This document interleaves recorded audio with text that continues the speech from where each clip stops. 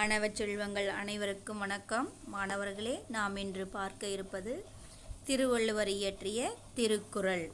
நம்ம போன வகுப்பிலேயே திருக்குறளில் அடக்கமுடைமை, ஒப்புரவு அறிதல், புகழ், தவம், நிலையாமை, துறவு, அவா அறுத்தல் இவற்றை பற்றி கண்டோம். இந்த வகுப்பில் வலிமை அறிதல், காலமறிதல் ஆகிய இரண்டை பற்றி பார்ப்போம். மாணவர்களே, அடக்கமுடைமை அப்படின்னா நம்ம எந்த ஒரு சூழ்நிலையிலையும் அடக்கமாக வாழ வேண்டும். அடுத்தது ஒப்புரவு அறிதல், விடாமுயற்சியுடன் ஒரு செயலை நம்ம செய்து முடிக்க வேண்டும். புகழ், நம்ம இந்த உலகத்தில் வாழணும் அப்படின்னா கண்டிப்பாக புகழோடு வாழ வேண்டும். அதுக்கப்புறம் நம்மளுக்கு விரும்பியதை விரும்பியவாறு தருவது தவம், அதனால் தவத்தை மேற்கொள்ள வேண்டும்.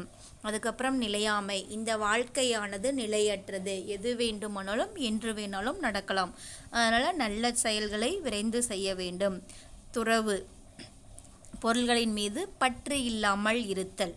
சரியா? ஏன்னா இந்த வாழ்க்கை நிலையற்றது, அதனால் உலகில் உள்ள பொருள்களின் மீது பற்று இல்லாமல் இருக்க வேண்டும் என்பதை பற்றியும். அவா அறுத்தல், அவானா பேராசை, அதாவது துன்பத்திற்கு காரணம் ஆசை, அதனால் நம்ம எந்த ஒரு பொருள் மீதும் ஆசைப்படக்கூடாது என்பதை பற்றியெல்லாம் பார்த்தோம். இன்று நாம் பார்க்க இருப்பது வலியறிதல். வலி அப்படின்னா வலிமை.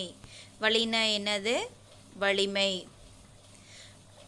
அதாவது பகையை மேற்செல்லும் அரசன் தன் வலிமை, மாற்று அரசனுடைய வலிமையை அறிந்து செயல்பட வேண்டும். சரியா? இது அரசனுக்கு மட்டுமல்ல, ஒரு செயலை மேற்கொள்ளும் அனைவருக்குமே இது பொருந்தும். ஒரு செயலை மேற்கொள்வதற்கு முன்னாடி நம்முடைய வலிமையை அறிந்து செயல்பட வேண்டும். அதுதான் என்னது? வலி அறிதல். வலினா இங்கே என்னது? வலிமை. சரியா? குறள் பாருங்க. வினை வலியும் தன் வலியும் மாற்றான் வலியும் துணை வலியும் தூக்கி செயல். அடுத்து, அமைந்தாங்கு ஒழுகான் அளவறியான் தன்னை வியந்தான் விரைந்து கெடும். பீலிப்பை சாகாடும் அச்சிரும் அப்பண்டம் சால மிகுத்து பெயின். அளவறிந்து வாழாதான் வாழ்க்கை உளப்போல இல்லாகி தோன்ற கெடும். இந்த 4 குறளும் வலியறிதல்ல நமக்கு கொடுக்கப்பட்டுள்ளது. முதல்ல, வினை வலியும் தன் வலியும் மாற்றான் வலியும் துணை வலியும் தூக்கி செயல். வினை வலியும் ஒருவன் தான் செய்ய கருதிய செயலின் வலிமை. வினைனா என்னது? செயல். வலினா என்னது? வலிமை. ஒருவன் அவன் செய்யக்கூடிய அந்த செயலின் வலிமையையும், தன் வலினா அதை செய்ய விரும்பும் தன்னுடைய வலிமையும், அதை செய்ய விரும்பும் தன்னுடைய வலிமையையும், மாற்றான் வலிமை, அதாவது மாற்றான் வலி அப்படின்னா மாற்றான் யாரு? நமக்கு எதிராக இருக்கக்கூடியவன். இப்போ ஒரு அரசன்னா மாற்று அரசன் தான் அவனுக்கு எதிரானவன். அதுதான். அதற்கு ஊறு செய்து விளக்கக்கூடிய பகைவனுடைய வலிமையும், துணை வலியும் தனக்கு துணையாக இருக்கக்கூடிய பகைவனுக்கு துணையாக இருக்கக்கூடிய இருவருடைய வலிமை. சரியா? முதல்ல ஒரு செயலின் வலிமை, அந்த செயலை செய்யக்கூடிய தன்னுடைய வலிமை, அதுக்கப்புறம் மாற்றான் பகைவனுடைய வலிமை, அடுத்தது துணை வலிமை, நமக்கு துணையாக நிற்கக்கூடியவன் நம்மளுடைய நண்பன், அதுக்கப்புறம் நமக்கு பகைவனாக நிற்கக்கூடியவனுடைய நண்பன். சரியா? அதான், நமக்கு துணையாக இருக்கக்கூடியவன் பகைவனுக்கு துணையாக இருக்கக்கூடியவன் ஆகியவர்களின் வலிமையை தூக்கி அப்படின்னா நன்றாய் ஆராய்ந்து. தூக்கினா என்னது? நன்றாய் ஆராய்ந்து நம்ம என்ன பண்ணோம்? ஒரு செயலை செய்ய வேண்டும். எல்லா வகையிலும் தன் வலிமை, அதாவது நம்முடைய வலிமை மிகுதியாய் இருத்தால் அந்த செயலை செய்ய வேண்டும். அதுதான் இந்த பாடல், இந்த குறளோட விளக்கம். சரியா? முதல்ல என்னது? வினை வலிமை. நம்ம ஒரு செயலை செய்கிறோம் இல்லையா, அந்த செயலோட வலிமை எப்படிப்பட்டது அது. அதுக்கப்புறம் நம்முடைய வலிமை, அதுக்கப்புறம் நம்மளுடைய பகைவரோட வலிமை, அடுத்தது நமக்கு துணையாக உதவி செய்வாங்க இல்லையா அவர்களுடைய வலிமையும், பகைவனுக்கு உதவி செய்வாங்க இல்லையா அவர்களுடைய வலிமையும் எல்லாத்தையுமே ஆராய்ந்து பார்த்து இவங்களுடைய வலிமையை காட்டிலும் நம்முடைய வலிமை அதிகமாக இருக்க வேண்டும். அப்போ தான் நம்ம அந்த செயலில் என்ன பண்ண முடியும்? வெற்றி பெற முடியும். அதை தான் இங்கே சொல்லியிருக்காங்க. சரியா? ஒருவன் தான் செய்ய கருதிய செயலின் வலிமை, அதனை செய்ய விரும்பும் தனக்கு உரிய வலிமை, அதற்கு ஊறு செய்து விளக்கக்கூடிய பகைவனுக்கு உள்ள வலிமை, தனக்கு துணையானவர் பகைவனுக்கு துணையானவர் ஆகியோருடைய வலிமை எல்லாம் நன்கு ஆராய்ந்து எல்லா வகையிலும் தனக்குள்ள வலிமை மிகுந்திருந்தால்தான் அந்த செயலை செய்து முடிக்க முடியும். அதுதான் இங்கே கொஞ்சம் விளக்கமாக கொடுத்துருக்காங்க. சரியா? செயலின் வலிமை, தன் வலிமை, பகைவன் வலிமை, துணையாளர் வலிமை எல்லாத்தையும் நம்ம சீர்தூக்கி அப்படின்னா என்னது ஆராய்ந்து அதுக்கப்புறம் நம்மளுடைய வலிமையை பெருக்கி கொண்டு அந்த செயலை செய்ய வேண்டும். இதில் சொன்னதோட வலிமை எல்லாத்துலேயும் நம்மளது தான் எப்படி இருக்கணும்? முதலிடத்துல சிறப்பாக இருக்கணும். அப்போ தான் ஒரு செயலை சிறப்பாக செய்து முடிக்க முடியும். அடுத்தது, அமைந்தாங்கு ஒழுகான் அளவறியான் தன்னை வியந்தான் விரைந்து கெடும். அமைந்தாங்கு அப்படின்னா அயல் வேந்தனோடு பொருந்தாதவன், அதாவது மற்றவரோடு ஒத்து போகாதவன். இங்கே அரசன். சரியா? அரசரோடு ஒத்து ஒழுகாதவன். ஒழுகான் அப்படின்னா ஒத்து போகாதவன். அளவறியான் தன் வலிமையின் அளவை அறியாமல் தன்னை வியந்தான். தன்னை தானே வியந்து கொள்ளுதல், அதாவது தானே தன் வலிமையை வியந்து அயலாரோடு பகைத்த அரசன், அயலாரோடு பகைத்து கொண்டவன். விரைந்து கெடும், என்னவா? விரைவாக கெட்டழிவான். சரியா? மற்றவருடன் ஒத்து போகாதவன், தன் வலிமையை அறியாதவன், நம்மளுடைய வலிமை எப்படிப்பட்டது, எவ்வளோ நமக்கு வலிமை இருக்கிறது என்பதை அறியாதவன். தன்னை வியந்தான், தன்னையே வியந்து பாராட்டக்கூடியவன். விரைந்து கெடும், விரைவாக கெட்டு அழிந்து விடுவான். அதுதான் இங்கே சொல்கிறாங்க. ஒன்று, அயல் அரசரோடு ஒத்து போகணும். சரியா? தன்னுடைய வலிமையை தெரிஞ்சு வச்சுருக்கணும். நமக்கு எவ்வளோ திறமை இருக்குது அப்படிங்கிறத தெரிஞ்சு வச்சுருக்கணும். அப்படி இல்லை அப்படின்னா நம்ம நம்மையவே பாராட்டிக்கக்கூடாது. சரியா? அப்படி பாராட்டிக்கிட்டு இருக்கிற ஒருத்தன் என்னவா? விரைவாக அழிந்து விடுவான். அதுதான் இங்கே சொல்லியிருக்கு. அதாவது மற்றவருடன் ஒத்து போகாதவன், தன்னுடைய வலிமை அறியாதவன், தன்னை பெரிதாக நினைப்பவன் விரைவாக கெடுவான் அப்படின்னு சொல்லப்பட்டிருக்கு. அடுத்தது, பீலிப்பை சாகாடும் அச்சிரும் அப்பண்டம் சால மிகுத்து பேன். பீலி அப்படின்னா மயில் தோகை, மெல்லிய மயில் தோகை. பீலிப்பை அப்படின்னா மெல்லிய மயில் தோகையை, சாகாடும் அப்படின்னா வண்டி, மாட்டு வண்டி, ஏதோ ஒரு வண்டி, மாட்டு வண்டின்னு வச்சுக்கோங்க. சாகாடும் அப்படின்னா வண்டி. அதில் ஏற்றினால் அச்சு இரும். அச்சு அப்படின்னா மாட்டு வண்டியில் இருக்கும் இல்லையா அச்சு, அது இரும். இருன்னா ஒடிந்து விடும், முறிந்து விடும்.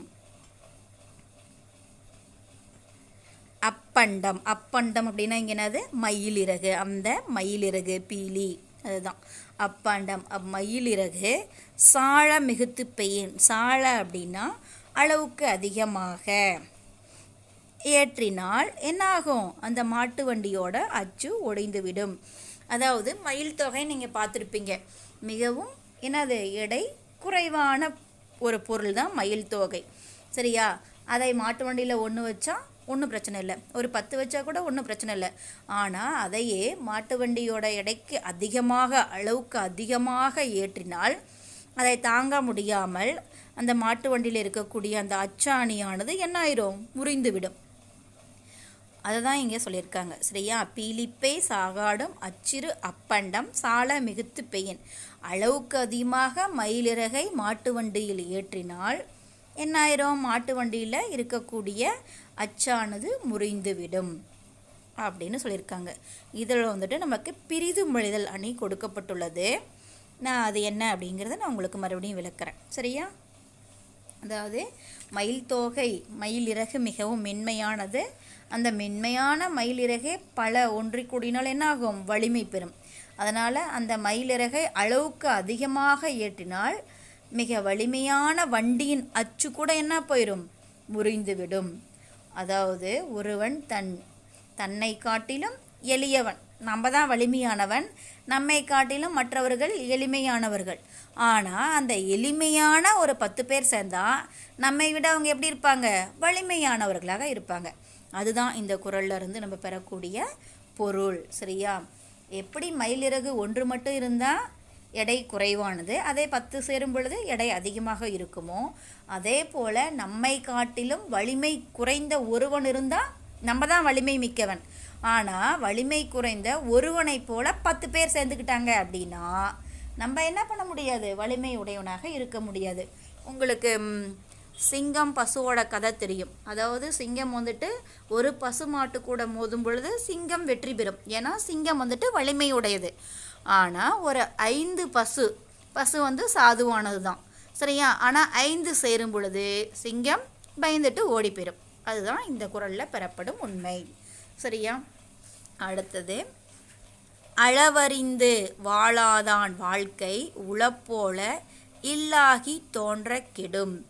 அளவறிந்து, தனக்குள்ள பொருளின் அளவை அறிந்து, அதாவது தன்னிடம் எவ்வளோ பொருள் இருக்குது, நம்ம எவ்வளோ சம்பாதிக்கிறோம் என்பதை அறிந்து, வாழாதவன் வாழ்க்கை வாழாதவன், வாழ பழகாதவன் வாழ்க்கை, அவனுடைய வாழ்க்கை உளப்போல இருப்பது போல தான் இருக்கும், உள்ளது போல தான் தோன்றும்.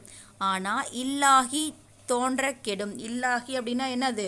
உண்மையிலே இல்லாதவையாகி இறுதியில் எல்லாமே என்ன ஆயிரும்? இருப்பதை போல தோன்றி இல்லாமல் மாறிவிடும். அதுதான் இந்த குறளோட பொருள். அதாவது அளவறிந்து, தனக்கு எவ்வளோ தனக்கிட்ட எவ்வளோ பொருள் இருக்குது, தன்னுடைய வருமானம் எவ்வளோ என்பதை அறிந்து வாழாதனுடைய வாழ்க்கை உள்ளது போல இருக்கும், ஆனால் இறுதியில் இல்லாமல் போய்விடும். எல்லாமே அழிந்துடும், இருக்கிறதும் என்ன ஆயிரும்? இல்லாமல் போய்விடும் என்பதுதான் இந்த குறளோட பொருள், சரியா? தன்னை 4 குறள் கொடுத்துருக்காங்க. தன்னுடைய வலிமையை அறிந்து நம்ம என்ன பண்ணணும்? செயல்பட வேண்டும். அதுதான் இந்த 4 குறளோட விளக்கம். வினை வலிமையும் தன் வலிமையும் மாற்றான் வலியும் துணை வலியும் தூக்கி செயல்.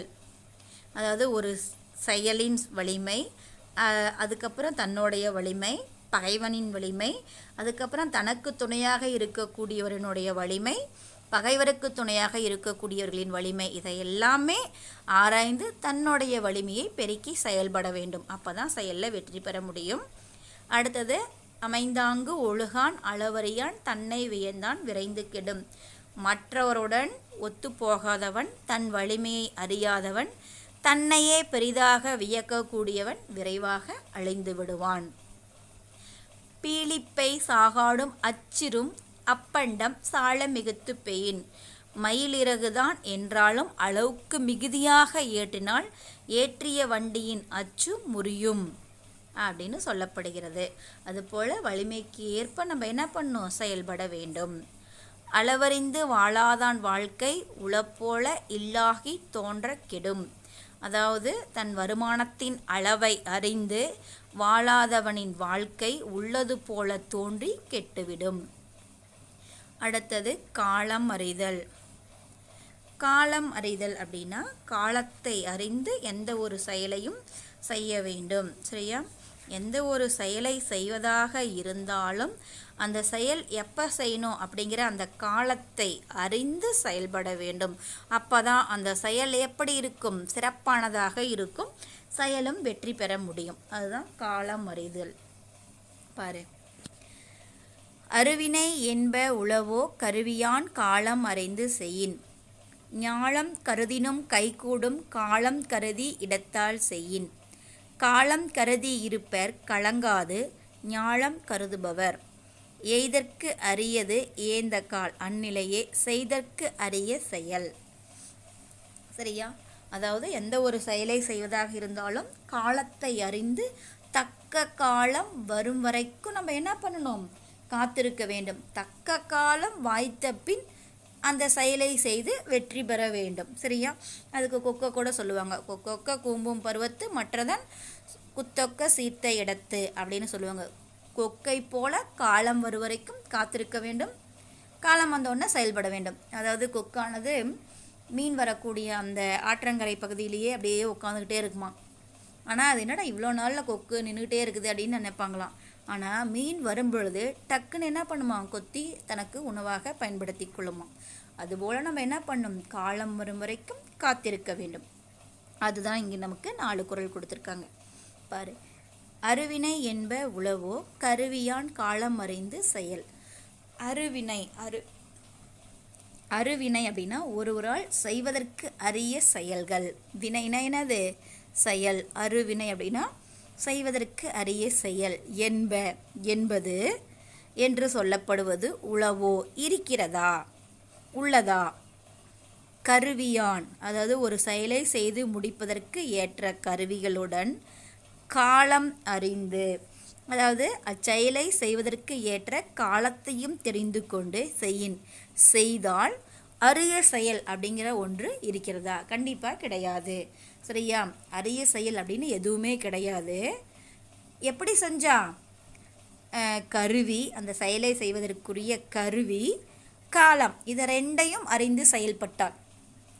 இப்போ தேர்வு எழுதணும் அப்படின்னா தேர்வுக்கு முன்னாடி நல்லா படிச்சிருக்கணும். அப்போ தேர்வு எழுதுறதுக்கு தேவையான அந்த பொருள்கள்லாம் பேனா, பென்சில் இதெல்லாம் தேவை. இதையெல்லாம் நம்ம கையில் வச்சுக்கிட்டு தேர்வு எழுதணும்னா நல்லா படிச்சிருந்தோம்னா என்ன பண்ண முடியும்? நல்ல மதிப்பெண் பெற முடியும். சரியா? அப்போ வந்துட்டு பேனா இல்லாமல், இங்க் இல்லாமல், வேறு கத்தி வச்சுருக்கேன், பேனாவை போல் கூர்மையானது அப்படின்னு சொன்னால் நம்மளால் செய்ய முடியுமா? முடியாது. அதே போர்க்களத்தில் நமக்கு என்ன தேவை? வாள் தேவை. சரியா? எந்த இடத்துல எந்த கருவி தேவையோ அந்த கருவியும் காலமும், அந்த செய்யக்கூடிய அந்த காலமும், தேர்வு எப்போ வருகிறதோ அந்த காலத்தில் தான் நம்மளால் தேர்வு எழுத முடியும். சரியா? நம்ம நினைக்கிற போதெல்லாம் எழுத முடியாது. அதே மாதிரி போர் எப்போ வருகிறதோ அது வரைக்கும் காத்திருந்து போர் வரும் பொழுது நம்மளுடைய வலிமையை அங்கே காண்பிக்க வேண்டும். சரியா? அந்த காலத்தையும் அறிந்து செயல்பட்டால் அரிய செயல், கடினமான செயல் அப்படிங்கிறது எதுவுமே கிடையாது. அதான் இங்கே சொல்லியிருக்காங்க. உரிய கருவிகளுடன் தக்க காலம் அறிந்து செய்தால் அரிய செயல் என்று ஒன்றுமே இல்லை. அடுத்தது, ஞாலம் கருதினும் கைகூடும் காலம் அறிந்து இடத்தால் செய்யின். அதாவது ஞாலம் அப்படின்னா இந்த உலகத்தை ஆழ கருதினும்னா நம்ம நினச்சாலும் கைகூடும், அது நமக்கு கைக்கு அடையும். அதாவது அந்த செயல் நடக்கும். இந்த உலகத்தையே ஆள வேண்டும் அப்படின்னு நீ நினச்சாலும் அது நடக்கும். எப்போ அப்படின்னு கேட்டால் காலம் கருதி, அதாவது ஒருவன் தக்க காலத்தை அறிந்து இடத்தால், அந்த இடத்தையும் அறிந்து செயல்பட்டால். சரியா? உலகத்தையே அடையணும், ஆளணும் அப்படின்னு நினச்சாலும் அது நடக்கும். அதுதான் இங்கே சொல்லியிருக்காங்க. ஞாலம் கருதினும் கைகூடும் காலம் கருதி இடத்தால் செய்யின். உரிய காலத்தில் பொருத்தமான இடத்தில் ஒரு செயலை செய்தால் உலகத்தையே ஆள நினைத்தாலும் அது கிடைத்துவிடும். ஆளலாம், நம்மளால முடியும். அடுத்தது, காலம் கருதி இருப்பர் கலங்காது ஞாலம் கருதுபவர். காலம் கருதி இருப்பர், அதாவது காலம் கருதி இருப்பர், நீ வலிமை உடையவன் தான், ஆனாலுமே அந்த காலம் வரும் வரைக்கும் நீ என்ன பண்ணுவ? எதிர்பார்த்து கொண்டு இருக்கணும். சரியா? கலங்காதுன்னா இங்கே என்னது? தப்பாமல் அந்த காலத்துக்காக நம்ம என்ன பண்ணணும்? காத்துக்கிட்டே இருக்கணும். கலங்காமல் அந்த காலம் வரும் வரைக்கும் நம்ம தப்பாமல் பார்த்துக்கிட்டே இருக்கணும். ஞாலம் கருதுபவர், உலகத்தை வெல்ல நினைப்பவர்கள் என்ன பண்ணணும்? அந்த காலம் வரும் வரைக்கும் அந்த காலத்திற்காக காத்து கொண்டு இருக்கணும். சரியா? நம்ம எவ்வளோ வலிமையுடையவராக இருந்தாலும் சரி, அந்த காலம் வந்ததுக்கு அப்புறம் செயல்பட்டால்தான் நம்மளை என்ன பண்ண முடியும்? நம்மளால் சிறப்பாக செயல்பட முடியும். அதாவது சிறப்பாய் பகைவர் மேல் படையெடுத்து செல்லும் அரசருக்கு கூறப்பட்டாலும் பொதுவாய் ஒரு செயலாக இருந்தாலும் சரி, எந்த செயலாக இருந்தாலும் சரி, நம்மக்கிட்ட எவ்வளோ ஆற்றல் பொருள் எல்லாம் இருந்தாலும் சரி, அந்த காலத்திற்காக காத்திருந்து அதுக்கப்புறம் அந்த செயலை நடத்த வேண்டும். அப்போ தான் நமக்கு வெற்றி கிடைக்கும், இந்த உலகத்தையும் வெல்ல முடியும். அதுதான் ஞாலம் கருதுபவர், உலகத்தை வெல்ல நினைத்தாலும் அது நடக்கும். எப்படி அப்படின்னா கலங்காமல்னா வருத்தப்படாமல், தப்பாமல், உரிய காலத்துக்காக காத்திருப்பர். அந்த உரிய காலம் வரும் வரைக்கும் காத்திருக்கக்கூடியவர்களுக்கு இந்த உலகத்தையே வெல்லும் திறன் கிடைக்கும். அடுத்தது, எய்தற்கு அரியது ஏய்ந்த கால் அந்நிலையே செய்தற்கு அரிய செயல். எய்தற்கு அரியது, பகைவரை வெல்ல கருதுவோர் தப்பாமல் அடைவதற்கு உரிய காலம். எய்தற்கு அப்படின்னா இங்கே என்னது? பகைவரை வெல்ல கருதுவோர் தப்பாமல் அடைவதற்குரிய காலம். ஏய்ந்த கால் அப்படின்னா வந்து கூடுமானால், அந்நிலையே அந்த காலம் முடிவதற்கு முன்பே செய்தற்கு அரிய செயல், நம்ம செய்வதற்கு அரிய செயல்களை விரைவாக செய்து முடித்து விட வேண்டும். சரியா? நம்மளுக்கு ஒரு காலம் கிடைச்சிருச்சு அப்படின்னா அந்த காலம் கிடைத்தவுடன் நம்ம செய்யணும் அப்படின்னு நினைக்கிற அந்த செயலை உடனடியாக செய்து முடிச்சிடணும். சரியா? அந்த காலத்தை சரியாக பயன்படுத்தினால் மட்டும்தான் நம்மளால் என்ன பண்ண முடியும்? வெற்றி பெற முடியும். சரியா? இந்த 4 குறளும் காலத்தினுடைய சிறப்பை தான் கூறுகிறது. ஏன்னா காலம் சென்று விட்டால் நீ எவ்வளோ விலை கொடுத்தாலும் வாங்க முடியாது. சரியா? நேற்றைய காலம் கண்டிப்பாக திரும்ப கிடைக்காது. அதனால் அந்த காலம் வாய்க்கும் பொழுது அதை சரியாக பயன்படுத்தி கொள்ள வேண்டும். அதுதான் இந்த 4 குறளோட பொருள். அருவினை என்ப உளவோ கருவியான் காலம் அறிந்து செய்யின் ஞாலம் கருதினும் கைகூடும் காலம் கருதி இடத்தால் செய்யின் காலம் கருதி இருப்பர் கலங்காது ஞாலம் கருதுபவர் எய்தற்கு அரியது ஏய்ந்த கால் அந்நிலையே செய்தற்கு அரிய செயல். அதாவது உரிய கருவிகளுடன் தக்க காலம் அறிந்து செய்தால் அரிய செயல் அப்படின்னு எதுவுமே கிடையாது. உரிய காலத்தில் பொருத்தமான இடத்தில் ஒரு செயலை செய்தால் உலகத்தையே பெற கருதினாலும் அது கிடைத்துவிடும். உலகத்தை வெல்ல கருதுபவர் கலங்காமல் உரிய காலத்துக்கு காத்திருக்க வேண்டும். கிடைப்பதற்கு அரிய காலம் வாய்த்தால் அப்பொழுதே நம்ம முடிப்பதற்கு அரிய செயலை செய்து முடித்து விட வேண்டும்.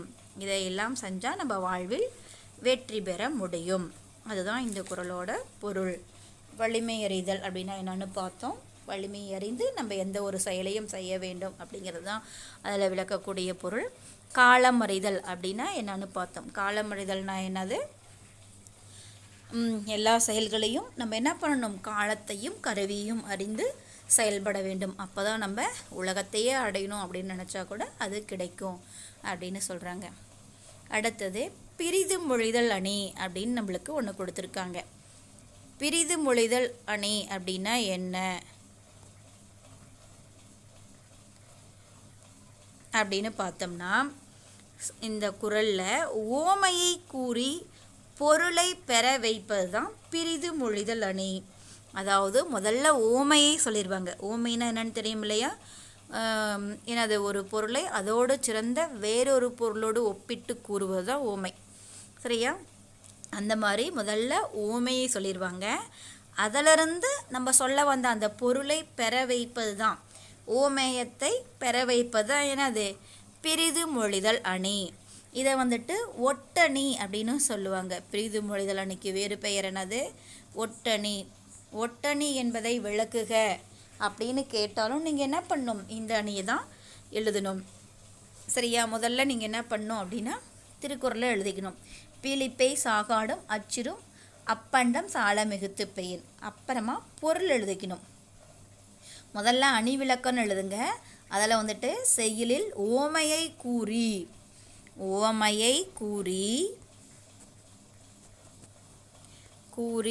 பொருளை பெற வைப்பது. பொருளை பெற வைப்பது தான் என்னது? பிரிது மொழிதல் அணி. ஓமையை கூறி பொருளை பெற வைப்பது பிரிது மொழிதல் அணி. அடுத்தது எடுத்துக்காட்டுன்னு போட்டு இந்த குறளை எழுதணும். அடுத்தது பொருள் எழுதிட்டு மயிலிறகுதான் என்றாலும் அளவுக்கு அதிகமாக இல்லை மிகுதியாக வண்டியில் ஏற்றினால் வண்டியின் அச்சு முறியும். சரியா? இதுதான் பொருள். பொருள் என்ன எழுதுவீங்க? இந்த திருக்குறளோட பொருள் தான். மயிலிறகுதான் என்றாலும் அளவுக்கு அதிகமாக ஏற்றினால் வண்டியின் அச்சு முறியும். சரியா? இதுதான் பொருள். அணி பொருத்தம் அப்படின்னு எழுதிட்டு என்ன எழுதணும்? அணி பொருத்தம் அப்படின்னு எழுதிட்டு மென்மையான மயிலிறகே ஆயினும் அளவுக்கு மீறி வண்டியில் ஏற்றினால் அச்சு முறிந்துவிடும். அதுபோல வலிமையற்ற பலர் ஒன்று கூடினால் வலிமை பொருந்திய ஒருவனை வீழ்த்திவிடலாம் என்று ஓமையை கூறி பொருளை பெற வைத்துள்ளதால் இப்பாடல் பிரிது மொழிதல் அணிக்கு பொருத்தமானது அப்படின்னு எழுதணும். சரியா? இப்போ நீங்கள் என்னென்ன எழுதுவீங்க? அணி இலக்கணம் அப்படின்னா செய்யுளில் ஓமையை கூறி பொருளை பெற வைப்பது பிரிது மொழிதல் அணி அல்லது ஒட்டணி எனப்படும். அதுக்கப்புறம் குறள் பொருள் மயிலிறகு என்றாலும் அளவுக்கு அதிகமாக ஏற்றினால் வண்டியின் அச்சு முறியும். அது பொருள். அணி பொருத்தம் மென்மையான மயிலிறகே ஆயினும் அளவுக்கு மீறி வண்டியில் ஏற்றினால் அச்சு முறிந்துவிடும். அதுபோல வலிமையற்ற பலர் ஒன்று கூடினால் வலிமை பொருந்திய ஒருவனை வீழ்த்தி விடலாம். சரியா? வலிமை இல்லாத பல பேர் சேர்ந்தால் என்ன பண்ணலாம்? வலிமையுடைய ஒருவனை வீழ்த்தி விடலாம். சரியா? என்பதுதான் இதிலிருந்து பெறப்படக்கூடிய விளக்கம். சரியா? அதனால் ஓமையை கூறி பொருளை பெற வைத்துள்ளதால் இப்பாடல் பிரிது மொழிதல் அணி எனப்படும் அப்படின்னு நீங்கள் எழுதிக்கணும். புரியுதா கண்ணே? உங்களுக்கு புரிஞ்சிருக்குன்னு நினைக்கிறேன். பிரிது மொழிதல் அணினா ஓமையை கூறி பொருளை பெற வைப்பது. சரி கண்ணே, நம்ம இன்றைக்கி கிட்டத்தட்ட ஒரு 26-27 குறள் பார்த்துருக்கோம். உங்களுக்கு எல்லா குறளுக்கும் விளக்கம் தெரிஞ்சிருக்குன்னு நினைக்கிறேன். இந்த குறள் அனைத்துமே நம்ம வாழ்க்கையில் கடைபிடிக்க வேண்டிய செய்திகளை தான் நமக்கு கூறுகிறது. சரியா? அதனால் இந்த திருக்குறளை படிப்பதோடு மட்டும் அல்லாமல் இந்த குறள் வழியே நம்ம செய்யக்கூடிய செயல்களை கடைபிடித்து வாழ்வில் வளம் பெறுவோம். நன்றி குழந்தைகளே.